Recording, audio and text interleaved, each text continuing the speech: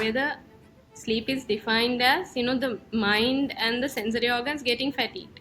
So if a person has a lot of mental load, then that person cannot function on 4 hours sleep. They definitely need at least 6 to 8 hours of a break. So what is defined as good quality sleep? I would say that the quality of sleep is having a proper environment, first of all, and then getting your body ready prior to sleep in order to help our body's natural physiological process of going to sleep, to support that process, and by that we can achieve that quality of sleep. For our listeners, if you could, maybe just elaborate on what a circadian rhythm is. So for someone who doesn't know that, circadian rhythm is the natural process and rhythm of our daily functionality of the body. So we are programmed to wake up with sunrise or just a little bit earlier than sunrise and go to sleep a few hours after sunrise. So in between, the way our enzymes work, how our hormones work, and how we get hungry, what times we need to eat, and also what time is best for us to work out, and all of that is based on this circadian rhythm. For women especially, if it's not practical to have a daytime routine, have a monthly routine.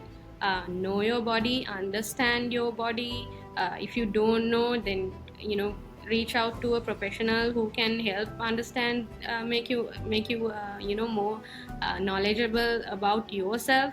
And having this kind of knowledge is important because, like Rushma said, it helps you know what's going on, and you're not surprised or questioning your own self when certain things change during the month, or during your cycle.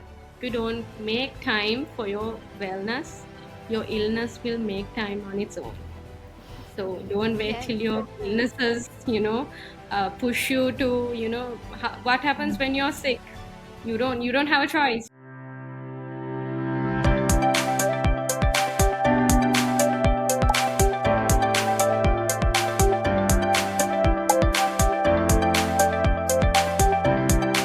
Hi, uh, welcome to another podcast from the founders, and this time we have Dr. Mahe, who's a returning guest with us.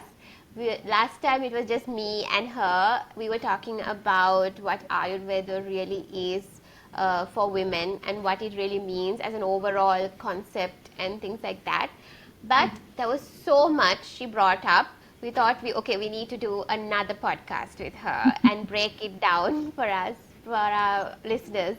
So before we start, if you like what we have been doing and want to share it with your friends, please take the time to subscribe to our channel and share it among whoever would like to listen to. So thank you. And also like our videos. Yes, if you like like our them. videos. So we're getting used to that. So today, I'm sorry, I'm a little foggy because I haven't had much sleep last night. My baby has been sick and haven't had much sleep for, I don't even actually remember when was the last time I had good sleep. And even Rushma is like coming without much sleep today. Ironically, we are going to talk about sleep. And yeah, so two sleep deprived people are going to talk about sleep with Dr. Mahe here from Surya Shri.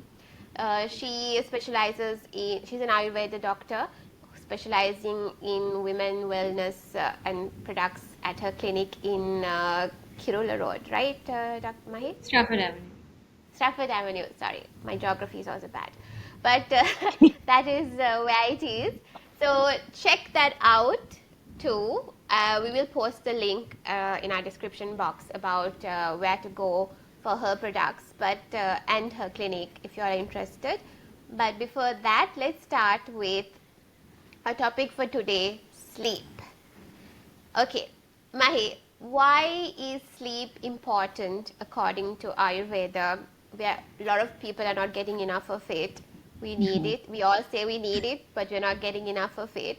But Yeah. according to Ayurveda, why do you think sleep is important? Okay. So sleep actually, now according to Ayurveda, there are three what do you call it? Like pillars that your life rests upon. One is food and your food practices, your diet. One is sexual conduct, healthy sexual conduct, and the other one is sleep. So imagine if your life rests on these three pillars, how important sleep actually should be. So this is the basis. We call it Trayupastamba in Ayurveda: Ahara, Nidra, and the other one is Brahmacharya. So Nidra means sleep in Sanskrit. So this is how important sleep actually is, and maintaining good sleeping practices, and trying to get adequate sleep. So the other thing is, actually how it is defined is, this is a necessary physiological occurrence. It's if you try to keep awake, you can stay awake for quite a few days if you really try to. But the thing is, at a certain point, based on how what sort of a body, mind, and spiritual aspect you have, and your prakriti, your body will naturally shut down at one time. So it is not something you can avoid forever. But yes, we break rest when we need to, but we need to catch up to it. And catching up meaning not like sleeping for days, but in a healthy way to catch up to our sleep. Because sleep is not just a rest phase for our body, it is actually, according to Ayurveda, it is a natural rejuvenation process where our body resets. Like, let's say you're during the day, because of what you eat, maybe you might have had a tired day, and your prakriti, your vata, pitta, and kapha stability goes off balance. And having a proper sleep could mean that you can regain this balance. So it is necessary to keep you healthy, to maintain your wellness, and also in order for you to actually perform well in your next day. So, I mean, it's like, imagine now you said that you didn't have a proper, sleep last night. So today you're not feeling at your best. You might feel a bit lethargic, you might feel tired, you might even have some joint pains, because that comes with restless sleep and all that. Yeah, so that is why it is important. And also, in Ayurveda, how we fall to sleep is actually, our we are always connected through our five senses to the outside world. Yes, so our eyes, our nose, tongue, skin, and also, um, did I break up again?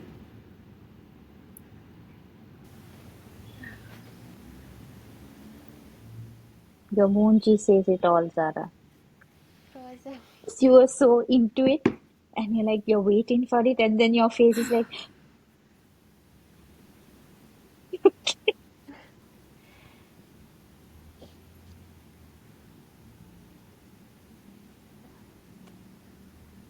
Oh, okay. yes, Okay. the five Yeah. senses. That's where we So the stopped. five You just senses. So we are always connected to the world, outside world, through these five senses. So how sleep occurs is when our senses detach from these outside world objects. So this detachment brings back our spirit to back to our mind, which is mana, back to its natural place. And this happens also when our mind and our sensory organs are in fatigue. So to break that fatigue, our body will naturally bring it back, detach from the outside world, and give us the necessary rest to rejuvenate our body. So this is the functionality and physiology of sleep according to Ayurveda. mm, Okay. But I think over the years there has been this whole I think it became popular maybe from the Western culture or whatever about there was like a kind of like a triumphant like people used to brag that they don't need as much sleep, right? Mm-hmm. They would be like, I can function with 4 hours of sleep. You know, Mm-hmm. I can work constantly. I don't get tired. It was a bragging point, you know, and sleeping was considered weakness. So, what has that kind of mentality done to women, especially, and how we function? Okay, now first of all, how much we need to sleep depends on one is our Prakrti. Not everybody needs the necessary, let's say the 8 hour sleep or so. Now, for example, some people can actually run on 4 hours. So Mm. for them, it's not an issue. Especially Kapha Prakritika people, they even if they have like 4 to 6 hours sleep, they are fine.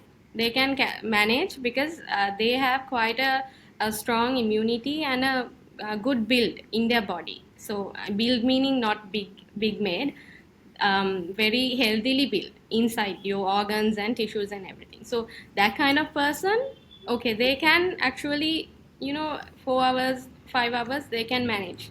But especially Vata and Pitta Prakriti, where the Prakriti is more prone to the Vata or Pitta side, those people cannot function with 4 hours sleep. So especially Vata people, they need a lot more sleep because they usually have a very kind of restless sleep. Okay, and they are easily woken up and such. And Pitta people also, they are because their bodies are quite heaty. They need a little bit more sleep. So moderate amount of sleep, at least 6 to 7 hours, they require.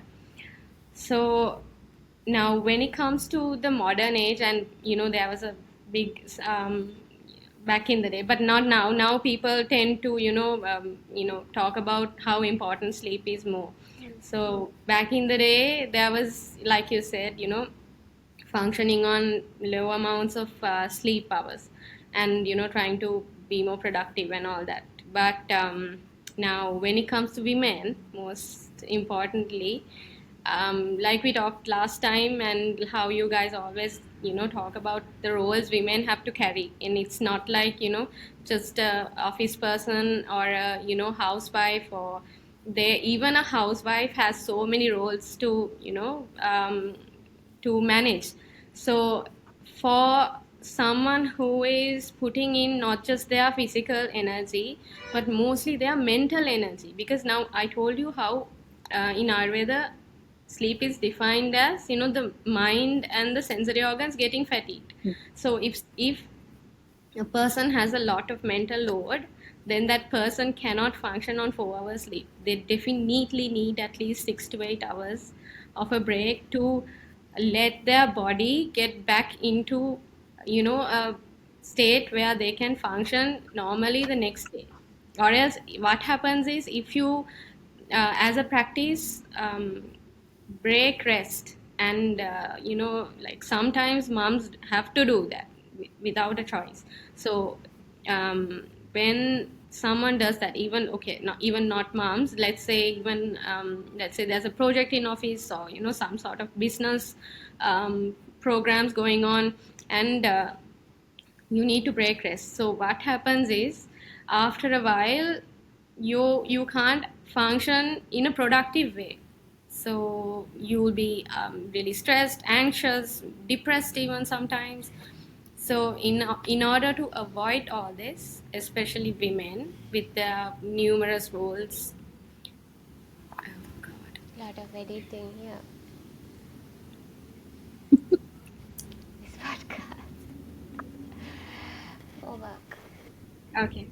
So, in order to maintain proper functionality of your body, mind, and spirit, and your everyday life, you need adequate amounts of sleep based on who you are, what you do, how your body and mind is, the strength of your body and mind based on your prakriti. So, definitely 4 hours does not, it's not adequate for everybody. What is you spoke of? I think good quality sleep, right? You Mm. said I Yes. think Pitta or what Pitta people who are very Vata and restless. Pitta people. Bath Pitta and people. people. So what is defined as good quality sleep? Okay, so good quality sleep is now the definition as per se, you can say that a good quality sleep means that you give your mind and your body, um, how can I put it, like you give your body and mind time and also the kind of a silent environment where there is no, let's say, uh, artificial lighting or what sort of, now. Okay, so to go to that point, let me approach it like this. Now, back in the day when we were not involved in so much technology and our lives were simple, then what people, when they go to sleep, they would go to sleep in pitch dark. Okay, unless if somebody has a fright, something like that, people go to sleep in pitch dark. And when a person sleeps in pitch dark, their body recognizes, okay, this is time to rest, this is time to get back into the process of restoring the body. So now what happens is, how do we go to sleep? We go to sleep with a phone in our hand. Like some people even fall asleep on their phone, and there's so much radiation, there's this artificial lighting and all this. And even if you take a room, nowadays there's so many equipment, let's say it's the AC or some sort of charger or something, even a small light is on. And even though we don't consider this serious, this small amount of light is enough to put our circadian rhythm off balance. Because artificial light means our body thinks, okay, now the sun is shining, or it's becoming, it's, yeah, the sun is rising, now it's morning, and our bodies are thinking, okay, now we need to be ready to wake up. So this, even this tiny little thing could really damage a person's quality of sleep. So Mm. I would say that the quality of sleep is having a proper environment first of all, and then getting your body ready prior to sleep in order to help our body's natural physiological process of going to sleep, to support that process. And by that we can achieve that quality of sleep in the sense undisturbed, um, at sleeping the necessary hours of getting the rest of the necessary hours of sleep, um, without a break. So I would say that is what the quality of sleep should be of a person. Thank you, Dr. Mahe. I just wanted to ask something else as well, just to add on to this. Is, Yes, sir. for our listeners, if you could, maybe just elaborate on what a circadian rhythm is. And at the beginning, you shared something really, really important about how you catch up on sleep. And you said, it's not about going and crashing and having so many hours of sleep, right? What would you suggest as a method, if you could share like a method or a tip of how you can catch up on lost sleep? Because I think we're all trying to, we may not be doing it the right way. Is there a direction you could point us in? Okay, so firstly, you asked about the circadian rhythm. So, for someone who doesn't know that, circadian rhythm is the natural process and rhythm of our daily functionality of the body. So, we are programmed to wake up with sunrise or just a little bit earlier than sunrise, and go to sleep a few hours after sunrise. So in between, the way our enzymes work, how our hormones work, and how we get hungry, what times we need to eat, and also what time is best for us to work out, and all of that is based on the circadian rhythm. That is the natural. Actually, the circadian rhythm is not an Ayurvedic concept. It's a Western concept more than it's an Eastern concept. But this is a really important way to know that your body is actually in a rhythmic cycle, so that you can follow that, and based on that help your body to live a let's say a more wellness prone kind of lifestyle. Now, because we are away from this circadian rhythm, what has happened is, like I said earlier, we use a lot of what is this screen time, phones, let's say, but then we bring our office work home and we are on the computer checking emails and all that stuff. So all of this disrupts our circadian rhythm, because especially because of the artificial lighting, and our body, okay, thinks even though it's past 6:30, our bodies think, oh no, it's still daytime, and that again affects our sleep, because it's just pushing our sleep time further back. And if it's just for a few days, that's totally fine, but if we break rest and for a very long time, then our circadian rhythm gets really disrupted, and all this can lead to a lot of mental issues, and also therefore physiological and physical illnesses. And then when we come to breaking rest and catching up on necessary rest, what's really important is, again, it's important to understand your prakrti, and based on your prakrti, whether you're more vata prone or pitta prone or kapha prone, then you can, if you have a general idea and a sense of what that prakrti is, then you need to then you can decide on how much rest you need to actually have, and what time of the day you need to have that rest at. Now, imagine if it's a copper person, copper pro, like a person with a high copper constituent, then that kind of person, even if they break rest, let's say 2 to 3 days, if they have a proper sleep after that period of breaking rest, they will, get back to their normal state. But if it's a vata prone person, who is naturally, who has a very restless kind of sleep in their natural state also, so this kind of person, then they having a few days of sleep, proper sleep, is not going to help them.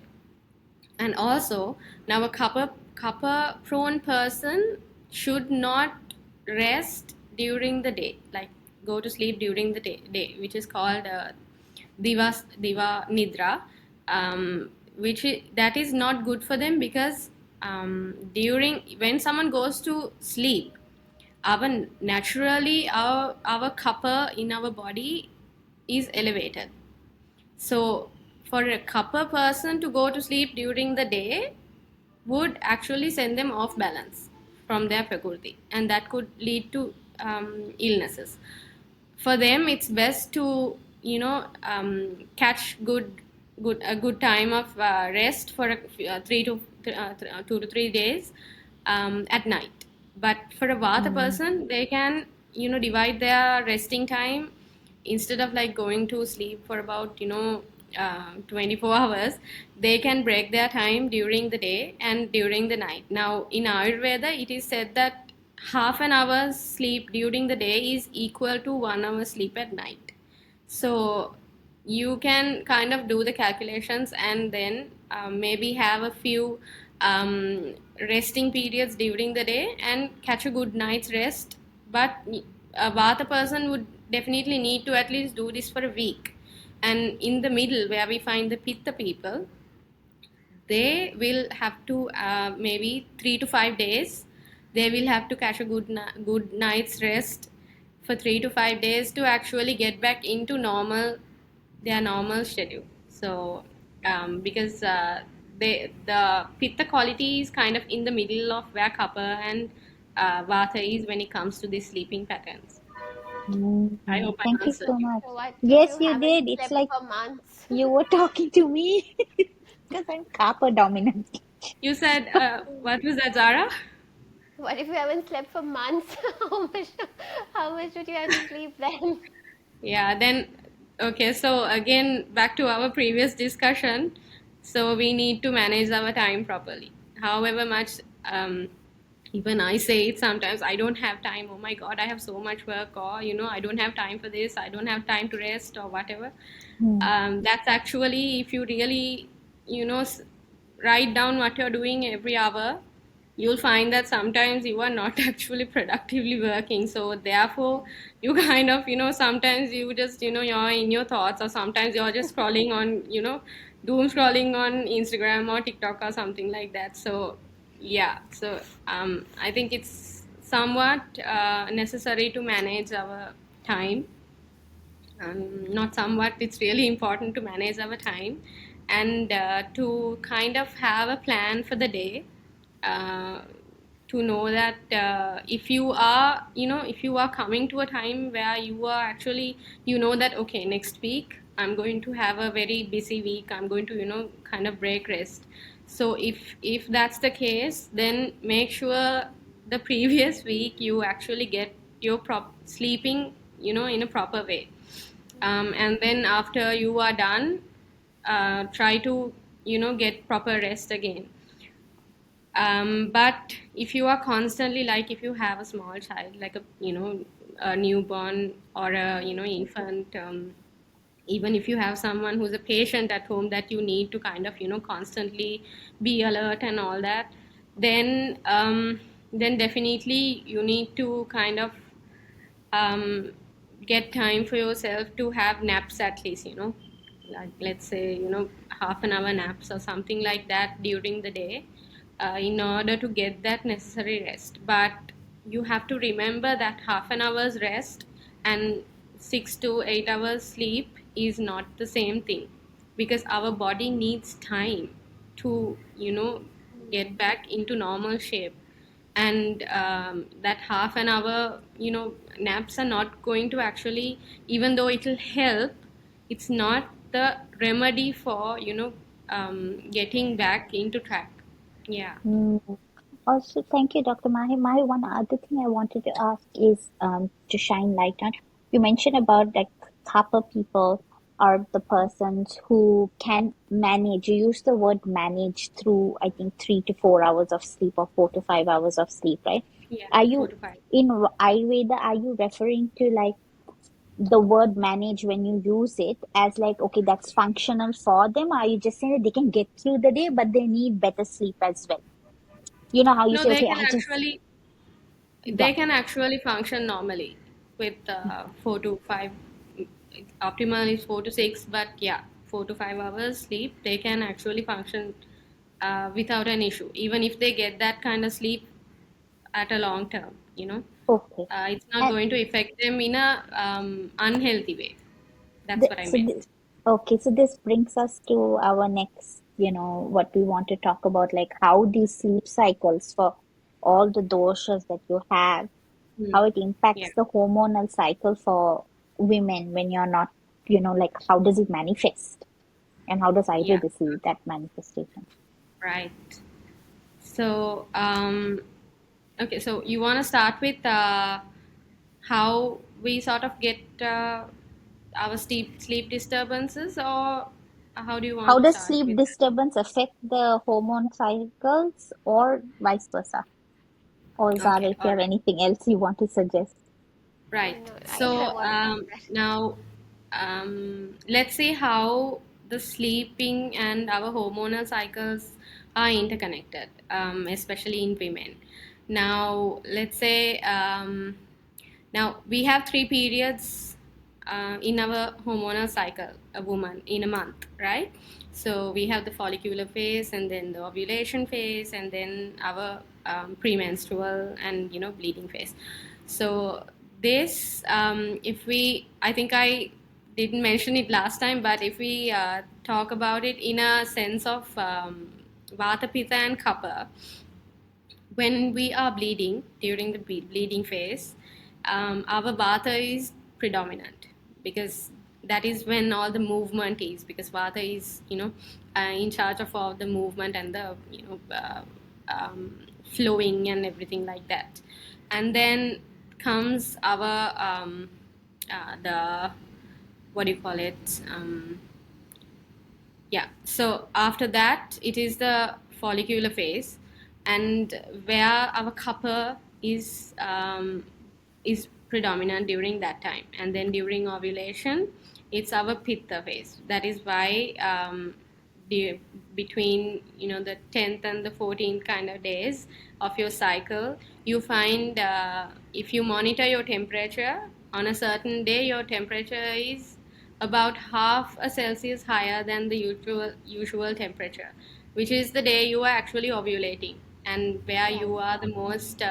It's the most probable Fertile. day where you can get pregnant. So that, even when that is the period where pitta is predominant, which is why your body heat is up, and you are more sexually active and all that. So when it comes to sleep, during the follicular, let's start with the bleeding phase. So during the bleeding phase, your vata is predominant. So therefore, your sleep can also um, kind of mimic the sleep patterns of a vata predominant person, right? So you could have restless nights. Okay, it could be a little challenging to fall asleep, and it could be kind of, some people would have, would wake up during the night several times, and even for a small sound, if you hear something, you will wake up from your sleep. So this kind of thing can happen. And during your follicular phase, you will probably experience a better kind of sleep, because your kapha is a little predominant. So then, during pitta, again, due to your body heat being high and all that, you could have some type of, not restless, but not as good as the time where your kapha is predominant, and not as bad as when your vata is predominant, somewhere in the middle. Yeah. So that's the So I'm relation what between. yeah, so what I'm hearing is people don't just have like you can't be like okay I'm a kapha person, I'm a pitta person. It's Yeah. like one person can have several doshas that come up Yes. and down according to the Yeah. phases of their cycle. Yeah, their cycle. So for women, that's a kind of a huge factor that's connected to sleep. During the period times, how people get aggravated easily and all that. So that is kind of how, vata is very. It's not a steady dosha. It's always, even it's, what do you call it, the quality is movement. So we have change of heart, and we want to work quickly. It's irritable when someone is kind of wasting our time and all that. So it mimics in our sleep also. And then not just our periods and the ovulation cycle. But another thing that's very, that could affect your sleep is, based on what you eat. Now, let's say, now this is again with, related to Vata, Pitta, and Kapha. If you eat heavy things, which is going to aggravate Kapha, then, now let's say, just imagine you eating something heavy. How do you feel? How do you feel Bloated. after heavy meal? Yeah, bloated, I but like, do how do feel you feel? You feel lethargic, right? You wanna, lethargic. Yeah, you feel like, you going to know. bed after a very heavy Yes. meal. Yeah. Yeah, so that is because your kapha is aggravated, and because when kapha is aggravated, then you kind of are prone to fall asleep. So it's the same thing. If something imbalances your dosha, that could mimic again in, a vata, pitta, kapha constituent kind of, actions in your sleep also. Yeah. So if I just to summarize this last segment that you had just Mm. shared, Dr. Mahe, because it's so important. I was just taking quick notes, because I think it's going to be helpful for women when we understand our own cycle, right? You've Yes. got the bleeding phase, the follicular phase, the ovulation phase, and understanding that really helped where, you're talking about the bleeding phase, is predominantly like a vata thing, where it mimics a vata composition. So how you're waking up during the night, that can happen, Yeah. right? So it's not something for people to think, oh, I don't know what's going on with me, what's wrong with me, Kayla, but you understand that aspect. And then the Yeah. follicular phase is kappa dependent, where you start, it starts mimicking that, where you start to get better sleep. That's nice to know, so because then you're trying to understand why sometimes during the month I sleep better, the other times I don't sleep better. And then the ovulation phase is also something that you're talking about, pitta, and you're about a little bit hotter, zero point 0.5 degrees higher in Yeah. temperature. And you may not get as good sleep as the follicular phase, but you still do, and your sexual activity might be more. But this is a nice wave to understand and know that we ebb and flow and not to Definitely. try setting change, right? Have I got that Yeah. right? Yes, you did. Okay, thank you Okay. so much. That was very useful. No Zara, problem. anything you want to add on?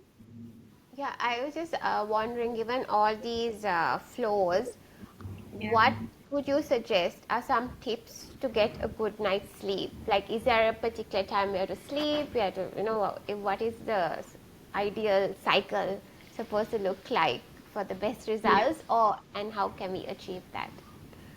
Okay. So,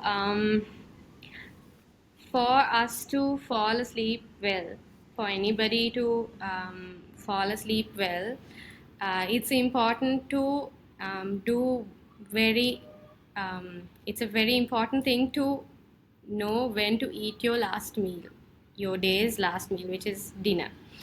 Okay, so Yeah. like going back to the circadian rhythm, we are meant to have our heavy meals done with by the time the sun is set. So by sundown, we should be done with eating anything heavy. So basically, it's best that if you can get done eating by at least 7:30, uh, then you have enough time to let your food digest. So, okay. So let's say this. Now, if you are a pitta prone person, your Agni is naturally strong. And uh, that kind of people have good digestion abilities. So that kind of person can go to sleep within about a couple hours after eating, right? So, but a kappa prone person, kappa predominant person is not going to have the same kind of effect. Their time to digest takes much longer. It could take at least 4 hours to do the bare minimum, right? I'm not saying pitta people finish digestion in 2 hours, but the hard part is done by that time. Okay, but for a kapha person, it might take at least 4 hours, and for a vata person, it might take anywhere from 2.5 to 3 hours.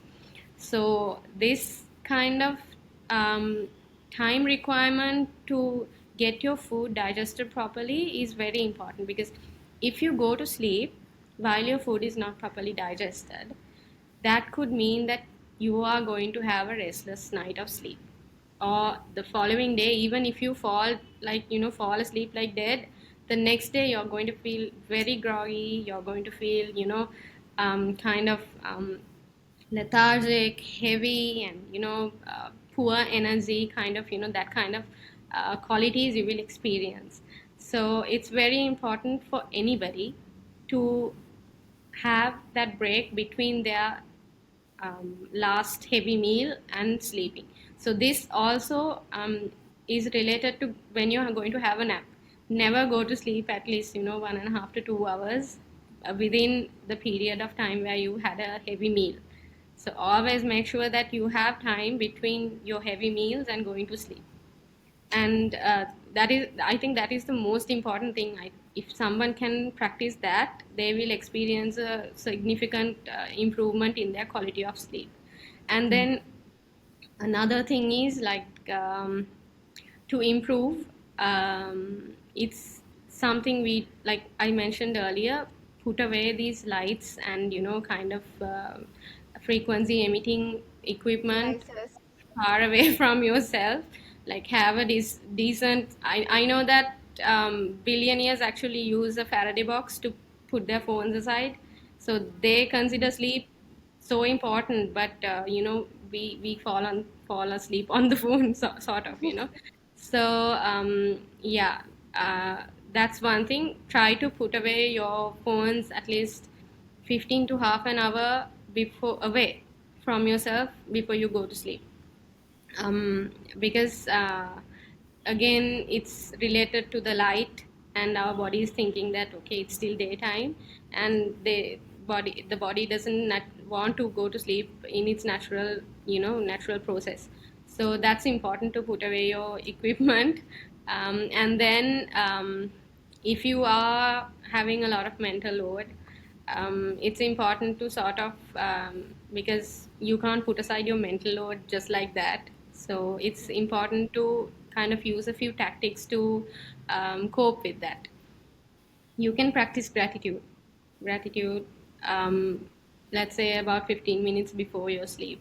um, at least if you can think of one thing honestly that you are grateful during the day, that you experience during the day. um, Actually, when you are practicing gratitude, you will feel that your entire body, there's a electric kind of the waves going through your body, you can feel it when you're practicing it properly. So this is very good for your body, and it's a secretion of oxytocin as well, which is your happy hormone, which is really good because you don't want to go to sleep stressed, because again that will affect your quality of sleep, and you will have poor sleep if you are going. I mean, now imagine you have an important project tomorrow, and you're obviously stressed, right? I mean, you can't take away the stress so easily, but like if you are going to meet someone important, or you have an exam or something like that, or your child is going to school for the first day, you're very anxious, and you kind of um, are in a very anxious mood. So if you go to sleep like that, I maybe you have also experienced it. You will wake up quite a few times during the night, right? Not at the Even if we keep an alarm, we will check whether the alarm has passed. So it's so anxious. So it's important to kind of avoid that kind of thing. Um, in If it's once in a way, then okay, you can excuse that. But sometimes people are very anxious all the time. If especially some individuals are anxious by nature, like Vata predominant people. So it's important for them really to, especially to practice gratitude, and if they can do some kind of meditation, maybe breathing, maybe loving kindness, something like that. It's that will help kind of get your mind into a resting position, and that therefore give you a better quality in your sleep. And then if you are a person who experience sleeping problems, like let's say insomnia, or some kind of even for a vata predominant person, because they naturally have a kind of restless sleep, it's important to develop a routine, an evening routine, which we call ratri charya in Ayurveda, which means charya means kind of routine, and ratri means night, so nighttime routine. So from the time you have your dinner and take a break, and then when you are ready to go to sleep, what these kind of people can do, for anybody actually, because it's a very nice thing to it's not indulgence, it's not luxury, it's the bare minimum you can give your body and your mind to reset, because it's what keeps you going. So what you can do is you can have like a foot or a head massage, with some warm oil, or if you don't like oil, just using your hands even. You can have a short foot or a head massage. And then what you can do is you can do a foot soak, or if you have a bathtub, or even if you don't have a bathtub, you can have a short warm water body wash, not bath, do not to wet your head, but you can have a nice body wash. And if you are hungry, you can have something like a soup or something that's not heavy, something warm, something that's light, that's easy to, that's not going to put your body in a position where it needs to perform a heavy kind of digestive action. So like a watery kind of soup, a broth or something like that, you can have if you are really hungry. But even if you can avoid that, that's good, because otherwise you might experience what do you call this, an insulin spike, and again cortisol is high and all that, all that nasty hormones going up and bothering you during your sleep. And then in Ayurveda, it's recommended to have calming teas before you go to sleep, especially if you are having sleeping problems. So you can use Brahmi, which is Lunuvila in Sinhala, and then there's Ashwagandha. You can use Jatamanshi, which is Jatamansha. There's Aparajita, which is the Nilkatrolu or the blue butterfly pea flower. So these kind of things are going to, they have some of these, especially Brahmi and Jatamashi have sedative properties. So they will help kind of, rest your mind and, um, help you get into the process of sleeping. And also, uh, the other thing is, it's I think it's really good that if you can kind of develop not just a nighttime routine but a daytime routine also. And for women especially, if it's not practical to have a daytime routine, have a monthly routine. Know your body, understand your body. If you don't know, then reach out to a professional who can help understand, make you more knowledgeable about yourself. And having this kind of knowledge is important because, like Rushma said, it helps you know what's going on, and you're not surprised or questioning your own self when certain things change during the month, or during your cycle. So if you can, and also, like we talked last time, have your meals properly.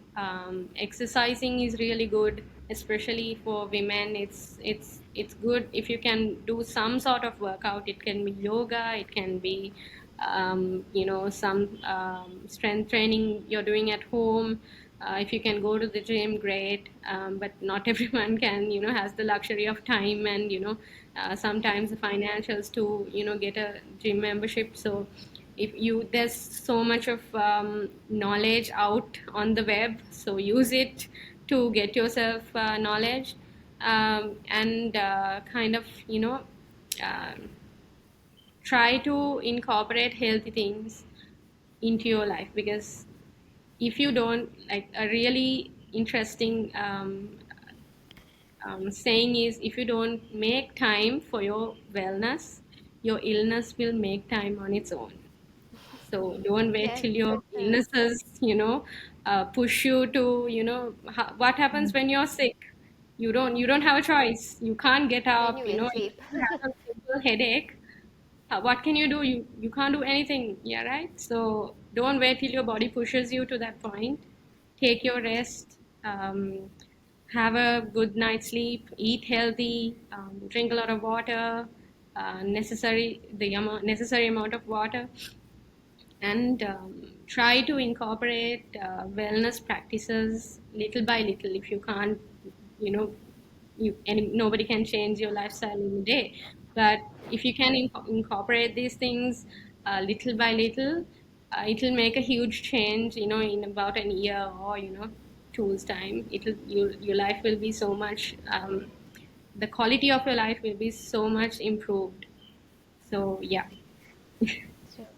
Thank you so Thank much, you so much, Dr. Dr. Mahe. Mahe. That was Oh, really useful and definitely going to follow some of those tips. Yeah. Yes, thank you so much. And we are done. Hi, I'm Rushma Zara here. again.